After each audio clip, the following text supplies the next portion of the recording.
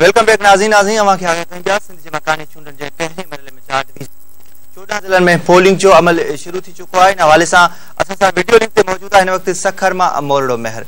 जी मोरड़ो महर,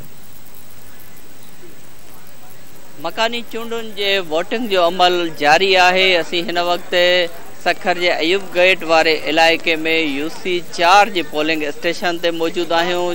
election commission जे तरफ़ां या इंतज़ामिया मकानी चूंडुनि जे हवाले सां सखर ज़िले जे अंदरि 647 पोलिंग स्टेशन जेके आहिनि क़ाइमु कयूं वयूं आहिनि, जिन मां 124 पोलिंग स्टेशन इंतहाई हसास करार ॾिनियूं वयूं आहिनि ऐं 249 पोलिंग स्टेशन हसास ॼाणायूं वयूं आहिनि ऐं 274 पोलिंग स्टेशन जेके आहिनि नॉर्मल आहिनि। असीं हिन वक़्तु इंतहाई हसास पोलिंग स्टेशन जेका अयूब गेट वारे इलाइक़े में क़ाइमु आहे उते मौजूदु आहियूं।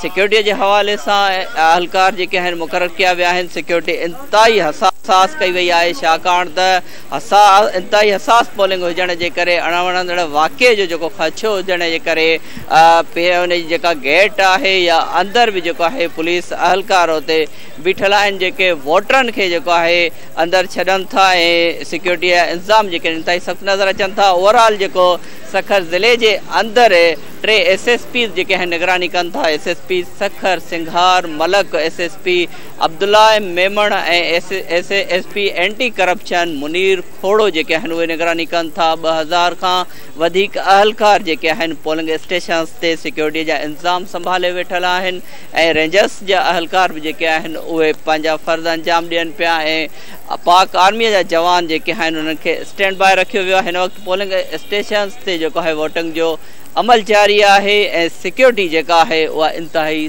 सख़्तु कई वई आहे। जी